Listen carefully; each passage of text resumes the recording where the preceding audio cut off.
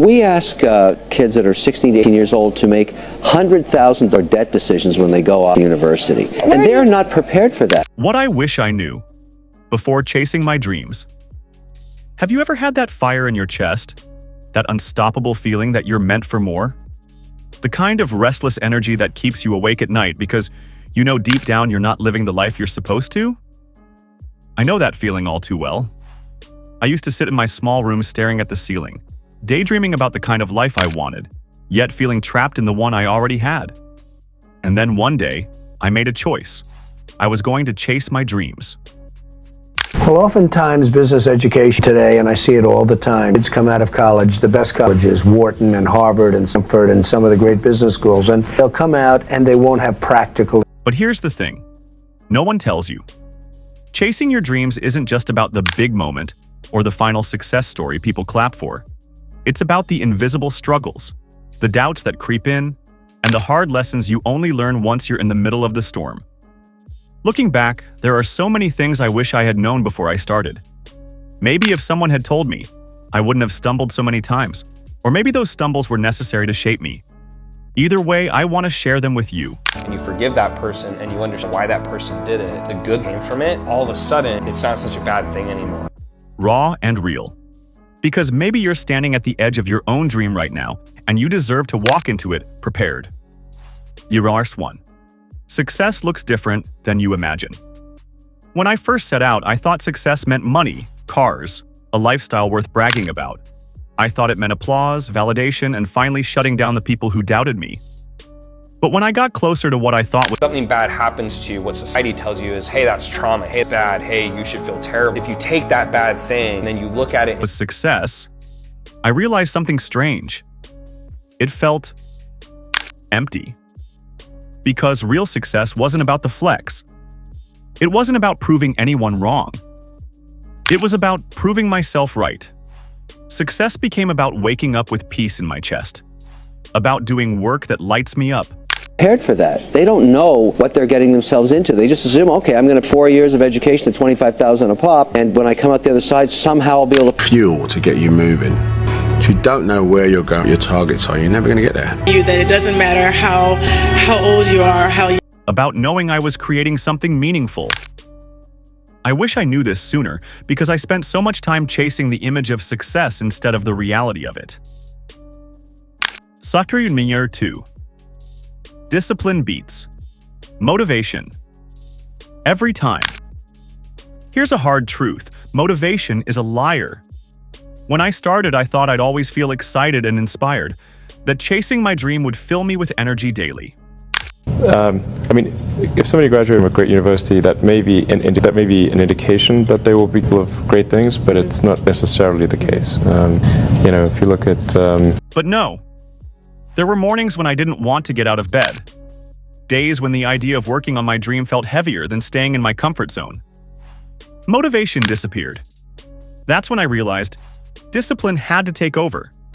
Success isn't built on the days you feel good. It's built on the days you don't. Waking up early. All these hobbies and code a lot of stuff and try a lot of different things. It's this amazing flexibility that I think most people take for granted. Once you decide, okay, I'm going to start a company and I'm going to do it even when you're tired. Writing that chapter when you don't feel inspired. Making that call even though rejection feels like a punch in the gut. Discipline is boring. It's not flashy. But it's the backbone of every success story you admire. Lantrar 3. Not everyone will support you. Up and up like that. And the president of Harvard or Stanford, if you wanted to get a mob of students, alumni, faculty to come after you, try to lynch you, what you should say is something like this. We live in this much larger... This one hurt. I thought the people closest to me would cheer the loudest. I thought friends and family would be proud. But some of them weren't. Some rolled their eyes. Some told me I was being up and up like that. And the president of Harvard or Stanford, if you wanted to get a mob of students, alumni, faculty to come after you, try to lynch you, what you should say is something like this. We live in this much larger... Unrealistic. Some even got jealous when I started making progress. And you know what? That's okay. Not everyone is meant to understand your vision. Your dream was planted in your heart. Something bad happens to you, what society tells you is, hey, that's trauma, hey, it's bad, hey, you should feel terrible. If you take that bad thing, and then you look at it in a different light. Not theirs. Stop begging for approval. Stop waiting for people to clap. Learn to clap for yourself. Sharper Ishi 4. Failure isn't the end. It's the teacher. I wish someone had sat me down and told me. Everything changed for me when I realized we're not meant to feel excited and perfect all the time. I started accepting that where I am right now is... You will fail, over and over, and that's exactly how you grow. When I failed at my first attempt, I thought it meant I wasn't cut out for this. I almost quit. But later, I realized failure was simply feedback. It was life pointing me in a new direction. Prepared for that. They don't know what they're getting themselves into. They just assume, okay, I'm going to 4 years of education at $25,000 a pop, and when I come out the other side, somehow I'll be able to... Direction, showing me what to fix, teaching me resilience. The most successful people you admire, they've failed more times than you can imagine. The only difference is they didn't let failure define them. They used it. Lorchen sacrifice. And some people, like I've got a great conceptual memory and a terrible rote memory. So if I have a story, I could tell you year by year kind of what happened. The journey will change. You chasing my dream didn't just give me a new career path. It gave me a new identity. I had to shed parts of myself I didn't even... Up and up like that. And the president of Harvard or Stanford, if you wanted to get a lynch mob of students, alumni, faculty to come after you, try to lynch you, what you should say is something like this. You know, we live in this much larger... Realize I was holding on to. Laziness, fear, doubt, insecurity. I had to grow into someone I didn't recognize at first. That's the beauty of chasing your dream. Even if you don't reach the exact place you imagine, you become someone stronger along the way. Doctors, 6. Small steps matter more than big leaps. The people who are doing the work they care about are figuring out what to do next, not following the person who told them what to do next. And the problem with most... We romanticize the overnight success, the viral moment, the big break. But here's what I learned. Dreams aren't built overnight. They're built day by day, habit by habit, choice by choice. I mean, if somebody graduated from a great university, that may be an indication that they will be full of great things, but it's not necessarily the case. You know, if you look at... It's the mornings you wake up 30 minutes earlier. The one book you read that shifts your mindset. The small project that no one sees but builds your skill set. Those little things... Colleges is they are high school but with more binge drinking. The entire purpose of a good university is to give you a foundation to fail. Stack up. Over time, they create momentum that feels unstoppable. Big leaps may get the headlines, but small steps build the foundation. Shartern. Fuel to get you moving. If you don't know where you're going, your targets are, you're never going to get there. You that it doesn't matter how old you are, how you... 7. Comparison will kill your joy. I used to scroll through social media, comparing myself to everyone else. Why did they have it all figured out? Why were they winning while I was struggling? That mindset drained me. Eventually, I had to learn. You know, it's an extremely corrupt system we have at this point. We have an education bubble. In the US, we have $1 trillion of student debt. To first approximation, this has gone... My journey is mine. No one else's. Someone else's timeline doesn't dictate mine. Their highlight reel doesn't show their behind-the-scenes struggles. The moment I stopped comparing and started focusing on my lane, everything shifted.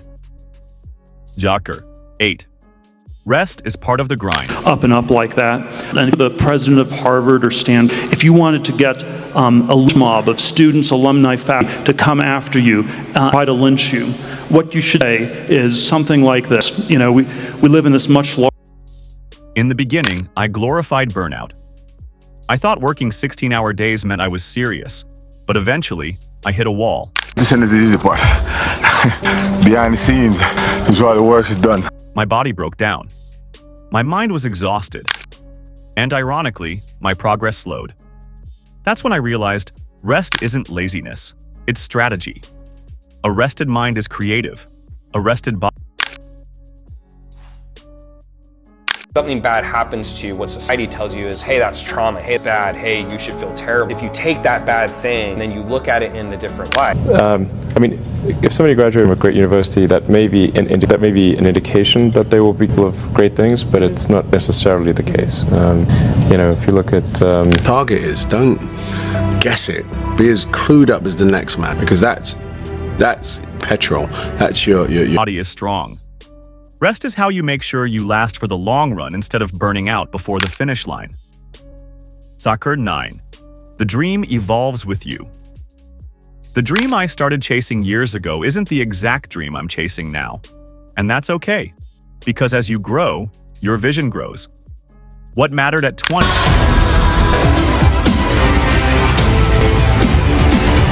may not matter at 30.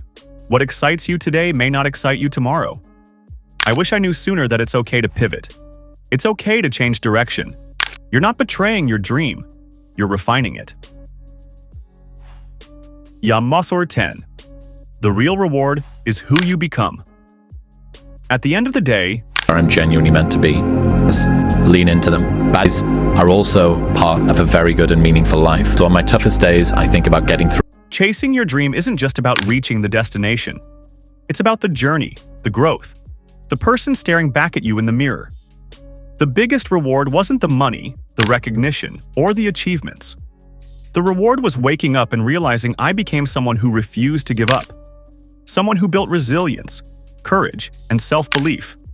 Someone who proved to themselves they were worthy of more. My honest advice to everything changed for me when I realized we're not meant to feel excited and perfect all the time. I started accepting that where I am right now is you. If you're standing on the edge of your dream right now, let me talk to you like a friend. Start. Don't wait for the perfect time. It doesn't exist. Don't wait for permission. Nobody's going to hand it to you. Don't wait until fear magically disappears. Fear never fully goes away. You just learn to carry it with you. Start messy. The competition is not the reality? Listen, the work is behind the scenes. But here's what I learned. Readiness is a myth. No one wakes up one morning and feels 100% ready. Confidence doesn't arrive before you begin. It's something you build along the way. Every stumble, every small win, every time you get back up, that's what forges the courage you've been waiting for. If I could go back, I would whisper to my younger self, you don't need to be ready. You just need to be willing. The messy start is the real start. Here's another lesson. The first version of your dream will probably be ugly. It won't look like what you imagined. It won't sound as polished as the people you look up to. And that's okay. What matters isn't how perfect your first step is. What matters is that you take it, because you can't edit up and up like that. And the president of Harvard or Stanford, if you wanted to get a mob of students, alumni, faculty to come after you, reaching some shining peak, some perfect destination where everything made sense. But now I know, it's not about the peak at all. It's about building the mountain itself, one stone at a time.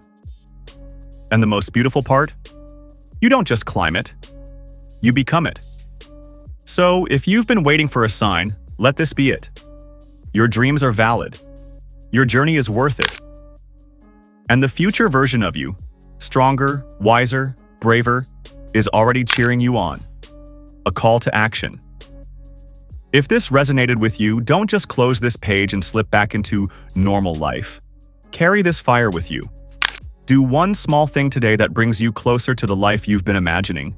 Do it. And Anyone can do more it. Real stories, more lessons, and more motivation to keep pushing toward your own dreams, make sure you subscribe, follow, or join this community.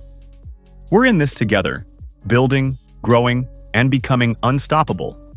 Because the world doesn't just want your dream, it needs it. Don't keep it waiting.